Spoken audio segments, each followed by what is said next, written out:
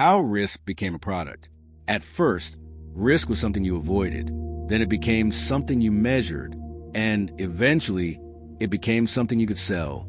To understand how risk became a product, we need to return to the moment finance stopped behaving like protection and started behaving like a marketplace for uncertainty. Because for most of human history, risk was personal. A storm could destroy a ship. A fire could erase a business. A war could wipe out a fortune. People didn't trade risk. They feared it. But London helped change that. And today, this matters because our world is built on traded uncertainty. Interest rates move and entire economies react. Currencies shift and companies survive or collapse. Prices jump and households feel it instantly. Modern finance doesn't just respond to risk. It manufactures ways to distribute it. The first beat of this story begins with a simple truth. Risk is unavoidable. Merchants crossing oceans couldn't eliminate storms. Traders couldn't eliminate piracy. Businesses couldn't eliminate accidents. So the earliest financial innovation wasn't about profit. It was about survival, insurance, a way to share loss. So one disaster didn't destroy everything. London became one of the great homes of that idea, not because it invented fear, but because it learned how to organize it. Then the second beat arrives. Risk becomes measurable. As markets grow, people begin to track patterns. They collect data. They build models. They create probabilities. The language changes. What was once danger becomes exposure. What was once fear becomes volatility. Risk begins to feel less like fate and more like mathematics. And when something feels mathematical, it feels controllable. That is where the third beat begins to form. Risk becomes tradable. If you can measure risk, you can price it. If you can price it, you can sell it. If you can sell it, you can package it into a product. And once risk becomes a product, it stops being a warning. It becomes an opportunity. At first, it looks like genius, a way to protect businesses, a way to stabilize markets, a way to spread uncertainty so no single player carries too much weight. But beneath the elegance is a deeper transformation. Because when risk becomes something you can trade, you create an incentive to create more of it. And that is where this story starts to turn. Because London didn't just help the world manage uncertainty. It helped the world profit from it. Because the moment risk becomes profitable, it becomes desirable. London's financial culture didn't treat risk like a curse. It treated risk like raw material, something to be shaped, priced, and turned into a stream of income. The city became a place where uncertainty could be transformed into contracts, and contracts could be transformed into markets. This is where the reveal becomes clearer. The first stage of productized risk is protection. Insurance, hedging guarantees, tools that exist to reduce fear.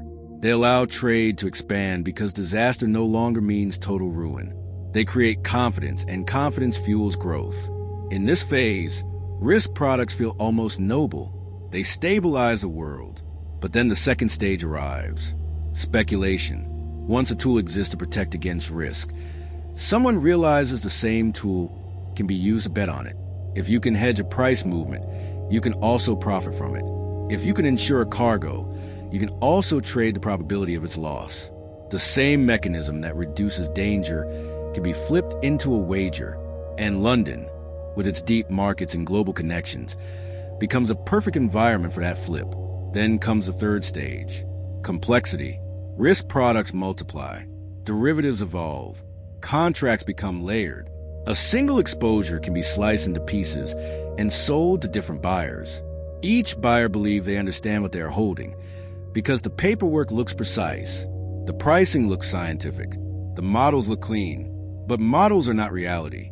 They are assumptions, and assumptions can fail.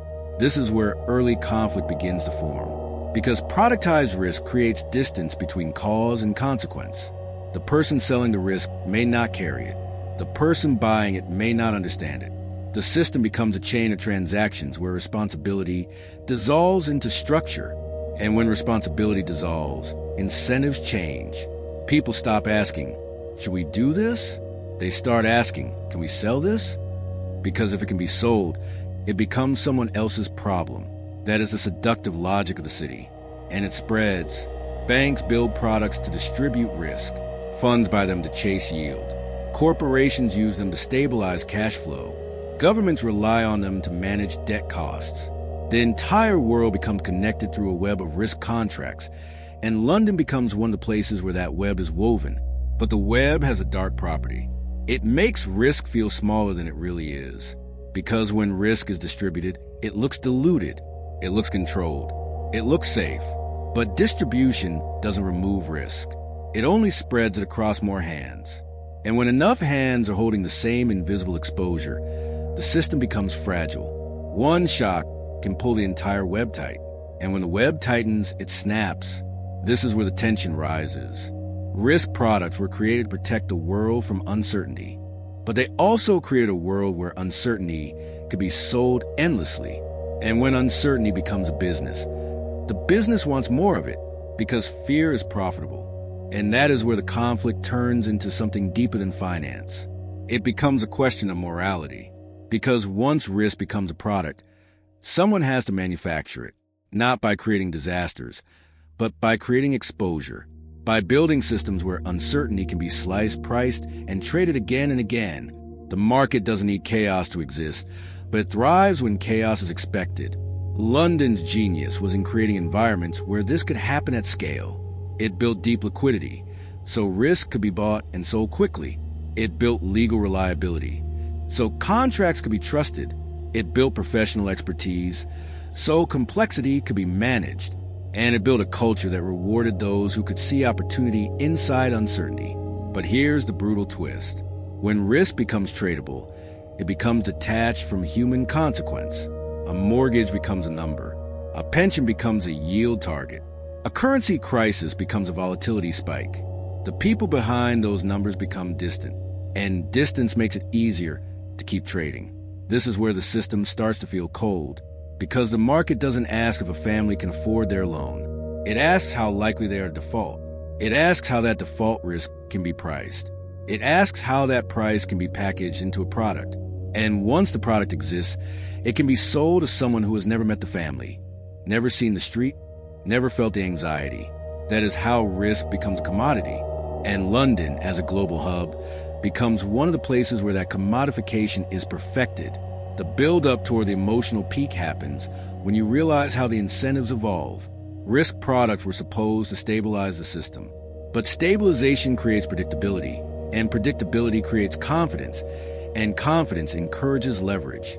The more confident people become, the more they borrow, the more they bet, the more they assume the system will hold. So the system grows heavier. More contracts, more exposures, more interconnected obligations. And because the risk is distributed, everyone feels safe until the moment they don't. That moment usually begins with something small. A price movement that shouldn't happen. A default that wasn't expected. A sudden freeze in liquidity. And then the web tightens. Margins rise. Collateral is demanded. Positions are forced to unwind. The same instruments that were meant to protect become amplifiers.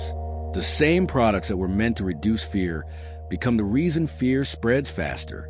Because when risk is packaged and traded, it doesn't disappear. It becomes embedded in the system like wiring behind walls.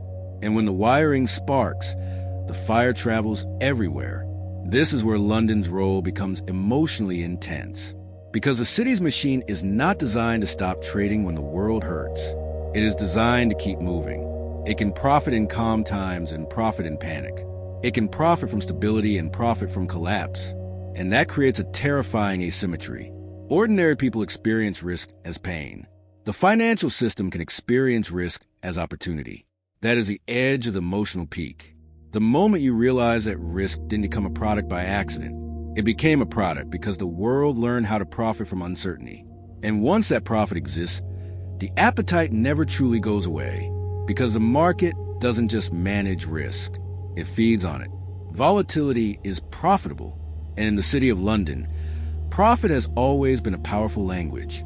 That's the climax. Risk became a product the moment finance stopped fearing uncertainty and started monetizing it. London helped build the markets where this transformation could thrive. It took risk, measured it, priced it, and turned it into something that could be traded like any other asset.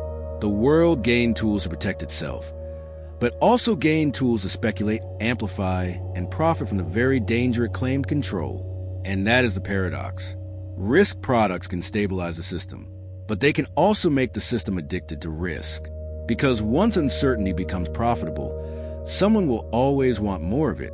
More volatility, more movement, more opportunity to buy, sell, hedge, and extract value from the fear of others. So the resolution is not to hate risk. Risk is part of life. The resolution is to understand what happens when risk becomes an industry, when uncertainty becomes a market, when fear becomes something that can be packaged into a contract and sold to the highest bidder. Because once you see that, you stop believing finance is just about money. It's about incentives. And today, this matters more than ever. We live in a world of instant trading, algorithmic decisions, and financial instruments that can move faster than human judgment. Risk is being manufactured, priced, and redistributed in real time, every second of every day. What happened in London isn't just a story about clever markets. It's a blueprint for how the modern world handles uncertainty. And the question isn't whether risk will exist. The question is who profits from it. So what do you think? Are we repeating the same mistake again? How